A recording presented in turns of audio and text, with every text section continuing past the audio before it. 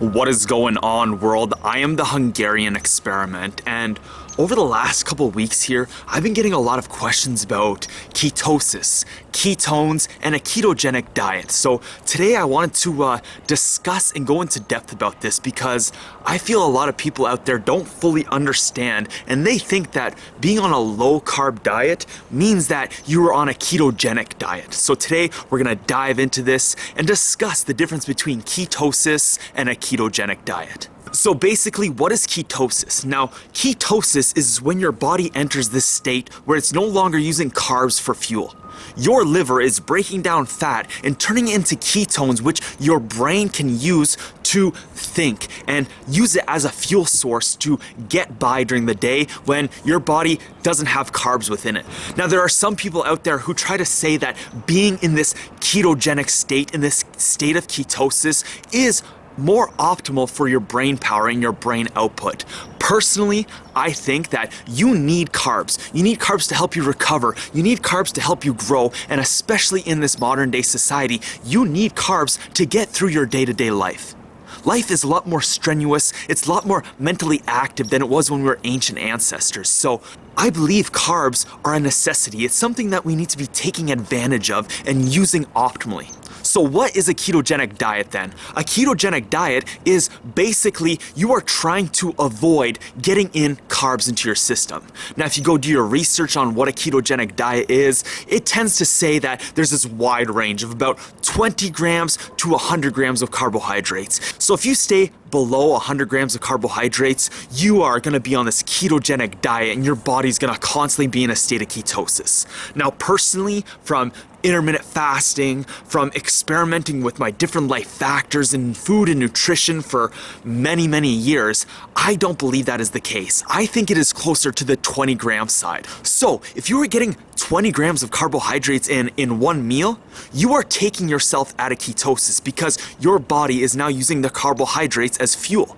There may be some instances where you're getting 20 grams of carbohydrates a day and you're spreading that out through the day, so you're only really getting 5 grams of carbs maybe per meal, and then that may not be taking you out of the state of ketosis, and that would be a legitimate ketogenic diet. But 50 grams of carbs to 100 grams of carbs a day, you are taking yourself out of the state of ketosis. If you want to be on a strict ketogenic diet and ensure that you are not taking yourself out of ketosis, you have to be doing a lot of work. You need to be ensuring that you're not getting almost any carbs in during any meals. And now I think that is just a little ridiculous, especially long term, because if you look at the food sources that has carbohydrates, that is also highly nutritious, high in minerals and vitamins, they are the things that are higher in carbohydrates, like fruits and vegetables. On a daily basis, I try to get in one big ass salad. It's usually about 2 cups of spring mix, and then I have like a tomato or 2 in there, a whole bunch of peppers, onions. Basically, my big ass salads are around 25 grams of carbohydrates. So just from getting a nutritious meal in every day, just one meal, I am already taking myself out of ketosis. Now add on to that some healthy fruits and then some meat, and you are already 30, 40, almost 50 grams of carbs. So you are well out of that state of ketosis, and you are well out of a ketogenic diet. Just one slice of this Dave's Killer bread is 22 grams of carbohydrates. One medium banana is about 20 to 25 grams of carbs. So yes, if you want to cut as much fat as you can, especially if you watch my one video, and this is where a lot of those questions are coming, is why intermittent fasting is the best method for fat loss. Because every single day by fasting, you are creating this window where the carbs have enough time to deplete from your body. Add with that physical exercise and just moving around, by the time you wake up in the morning, by the time you go to have your first meal at 16 to 18 or even 20 hours fasted, your body has already depleted the carbs from its system, and you are already getting the amazing benefits of ketosis and ketones. And this is what I don't think a lot of people understand. They want the quick and easy way. What's the quick and easy way? I go search on the internet, it's only eat fat, cut carbs out of your system. And again, I think that is just ridiculous because some of the most healthy and nutritious foods out there are loaded with carbohydrates. So again, I don't think a ketogenic diet is good long term. If you want to do it for 3 to 4 to 5 days to help you get some extra fat loss off your body, then yeah, go ahead.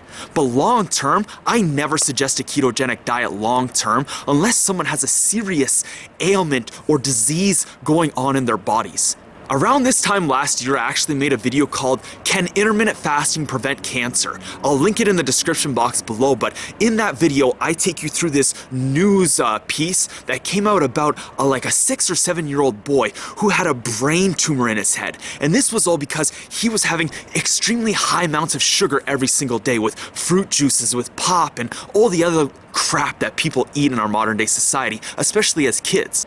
So once they cut the brain tumor out of the kid's head and they got him all fixed up, the parents did a bunch of research and they put the kid on a ketogenic diet because they're trying to avoid that cancer returning to the body.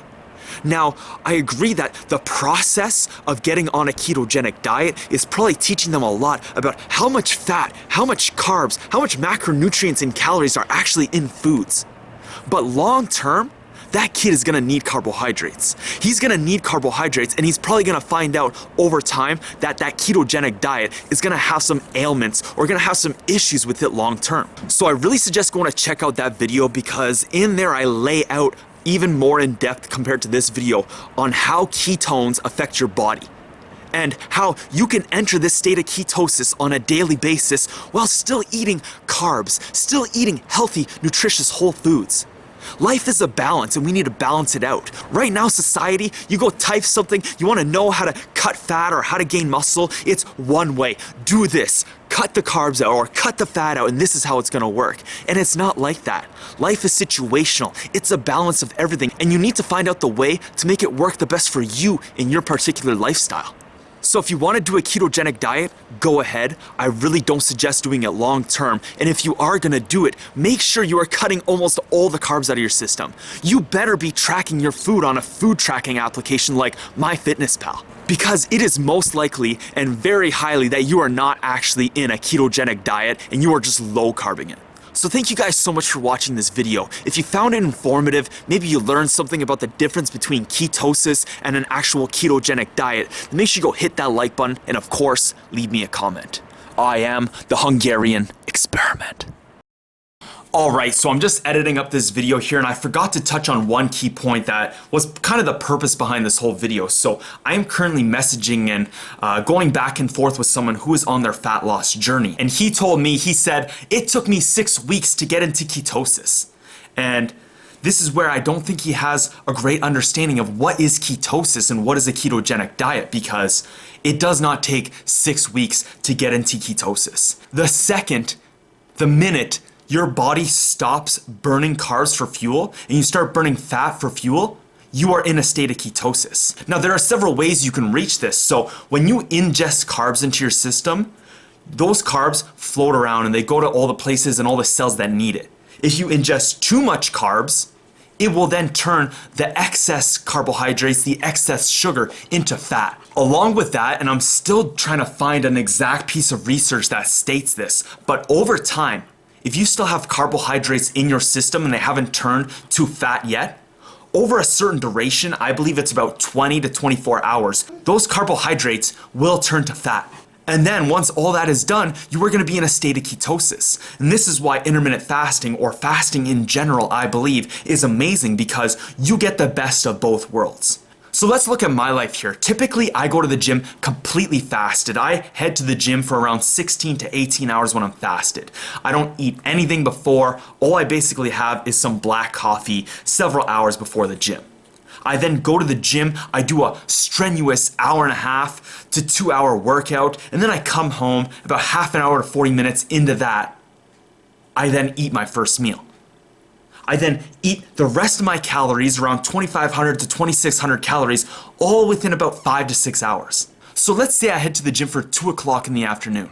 By the time I'm done the gym, I get home and I have that little break between the gym and making my first meal, it's about 4 o'clock. I then eat for the next 5 to 6 hours, so it's 10 o'clock and I'm done eating for the day. So while I'm sleeping, my body has carbohydrates within its system.